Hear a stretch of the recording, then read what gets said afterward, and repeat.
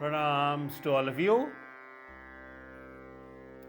This is part 3 of the video in the series on what is mind from Western psychology to Eastern wisdom.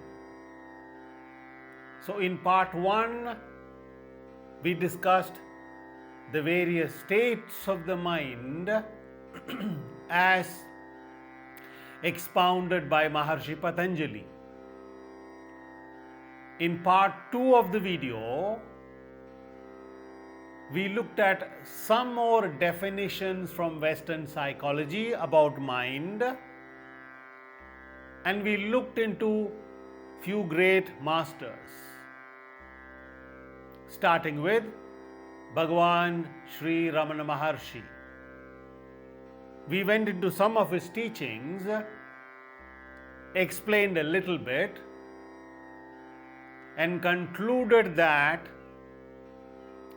with the few pointers from Eastern wisdom.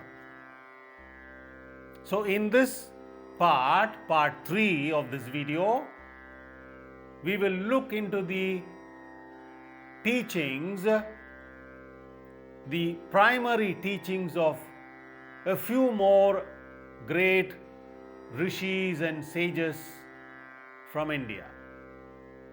Right? So, let's have a look at it.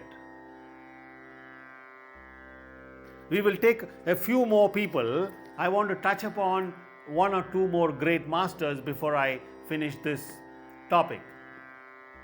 Sri Aurobindo, right? The great Sri Aurobindo. What does Sri Aurobindo say? Look at this. Again, I am going to read from some of his teachings. We are not only what we know of ourselves, but an immense more which we do not know. Immense more. What we know of ourselves is hardly anything. Our momentary personality, what we call me, this what we call personality, is only a bubble on the ocean of our existence. Sri Aurobindo.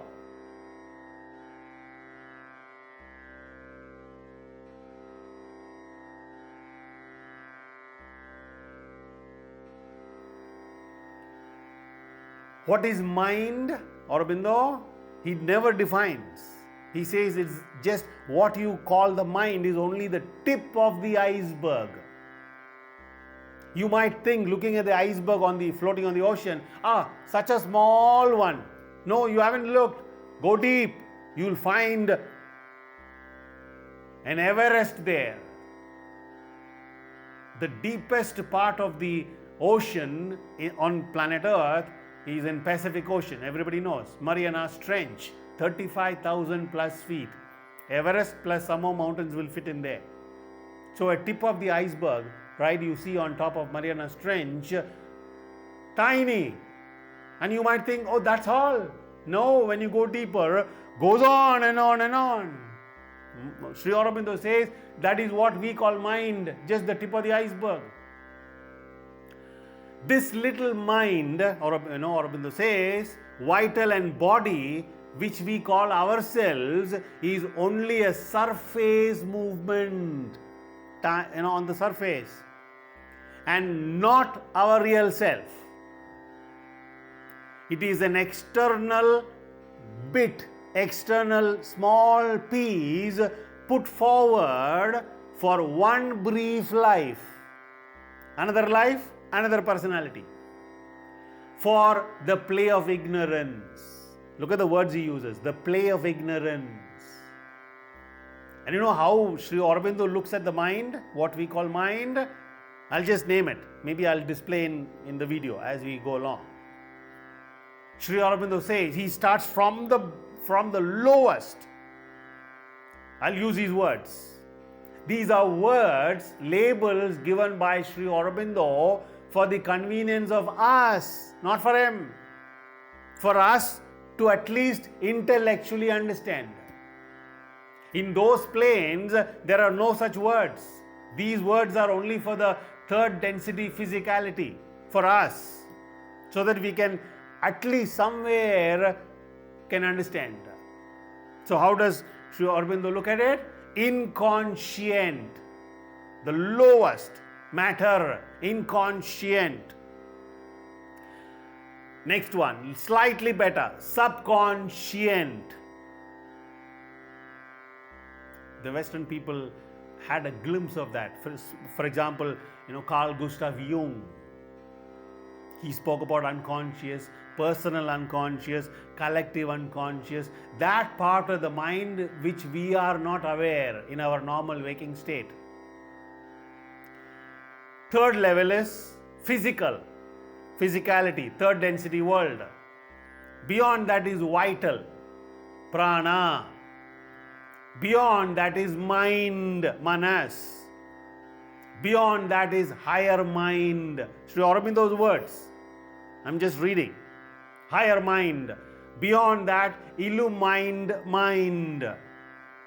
Beyond that, intuition. Beyond that, over mind. Beyond that, super mind. And what's the end? What's the final? Sachidananda. These are the words used by Sri Aurobindo for our sake. You see the gradations?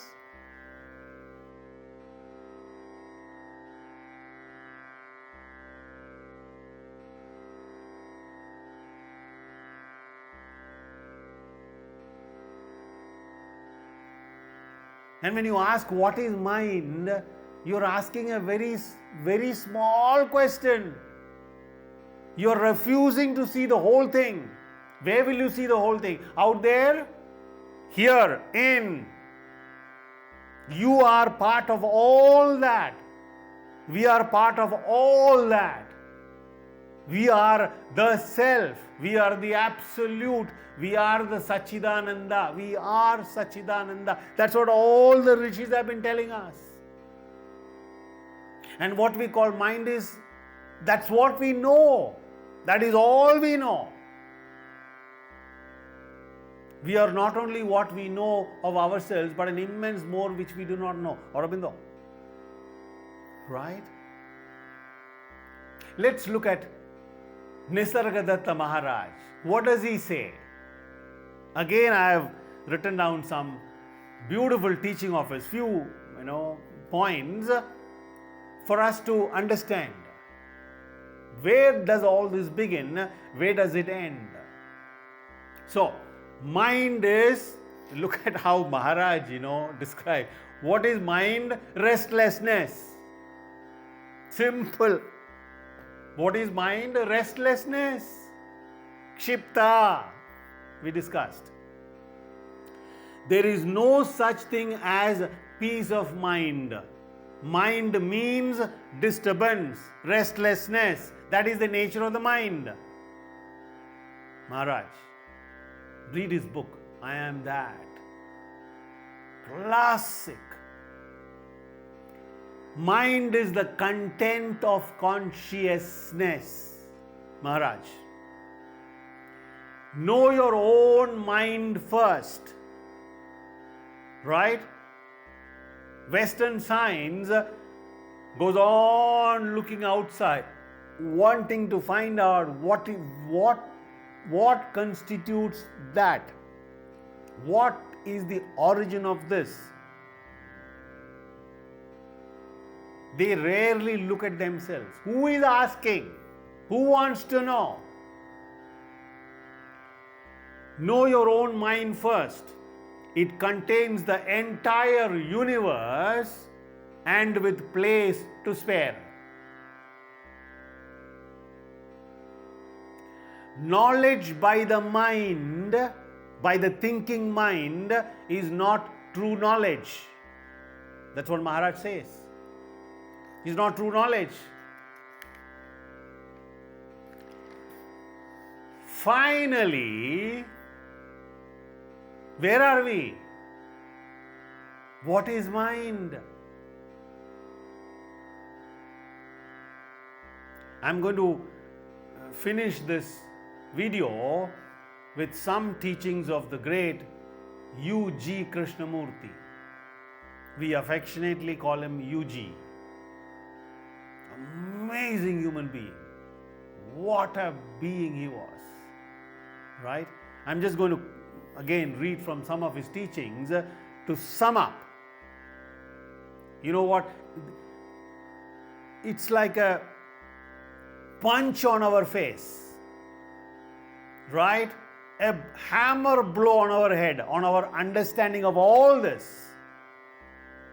Look what UG says. One straight statement. What is mind? UG says mind is a myth. Mind is a myth.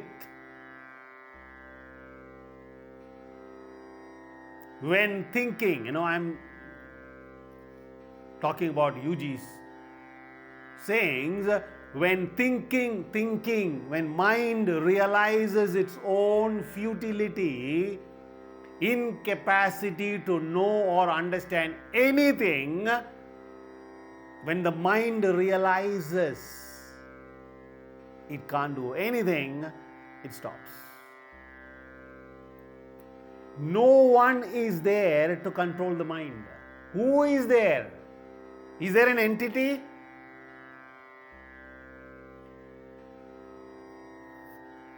Look at this. This is what UG often in different words used to say.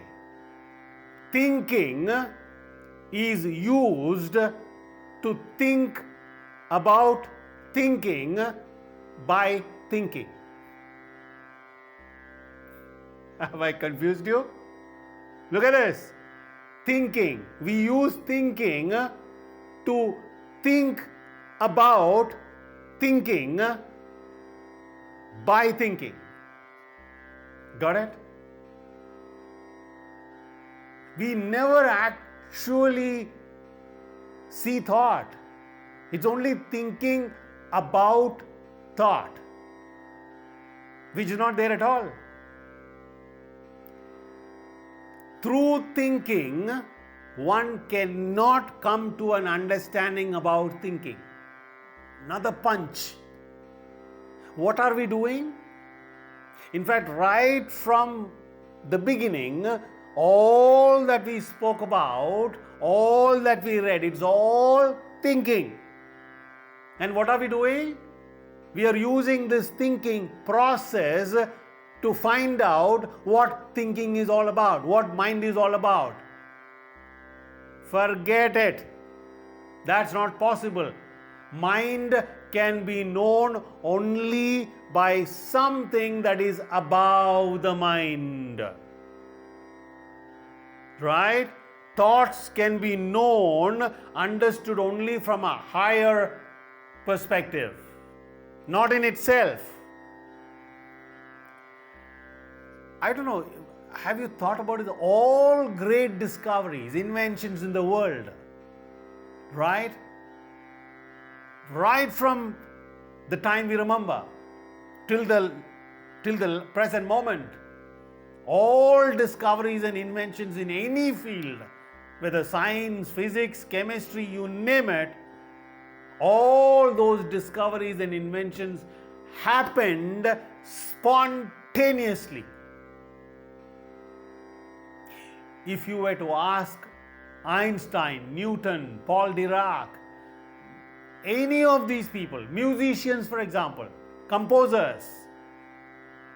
I don't know if you've heard about the great Ludwig van Beethoven. He was stone deaf when he created some of the masterpieces of music, like Beethoven's Fifth Symphony, for example. Without hearing, how did he create? It came spontaneously. And then once that discovery comes in, spontaneously, thought comes the next second and formulates. And says, I discovered, I invented. Right? So, what is mind? How do we understand mind? Go beyond thinking. How? When thought realizes its own incapacity, futility, it stops. What remains can never be described, never be spoken about. So all that we spoke now, merely concepts, just thinking, right? Through all this, for us there is no other way. Through all this, the understanding has to come spontaneously, right? I'll end up with a lovely story from Zen, the Zen tradition. It's an old story, many of you know this. In a Buddhist monastery, those days, 3 Buddhist monks one day decided that they will observe Mauna Vradam for 1 week. You know what is Mauna Vradam? Not to talk, absolutely silent. So these 3 monks decided for the next 1 week they will not utter a single word. They will not open the mouth except for eating. Fine. They started. First day, nobody spoke. Second day, nobody spoke. But towards the evening of the second day, it was getting dark. And those days, wick lamps. And one of these Buddhist monks, one of the 3, habitually, he just blurted out. One attendant was passing. He said, "Hey, light the lamp. It's getting dark." Second guy who was standing there, Buddhist monk, he said, "My God, why did you talk? We are supposed to observe Mauna Vradam for 1 week." The third guy who was listening to all this and coming, he had a grin in his face, a mischievous smile. He said, "I am the only one who did not talk." That's what we are doing. When you're trying to talk about, trying to think about, trying to find out what this mind is all about, it is enigmatic. It is not there. Like Bhagavan Ramana says, when you inquire what this mind is, there's nothing there. Yeah, that's how it is. One good news, the latest breakthrough in Western psychology. They are coming very close to the Indian masters. Not all of them, but some of them, very intelligent ones. You know what they're saying? Maybe we are asking a wrong question. It is not just what is mind. It is what is body-mind organism. Body-mind, it's one. It is not body and mind. It's body-mind organism. Maharaj disciple, one of the disciple who awakened, Ramesh S. Balsekar, used to say that. Right? Body-mind organisms. He used to call human beings body-mind organisms. So, what have we understood? To understand that there is nothing to understand is understanding. Thank you. Pranam.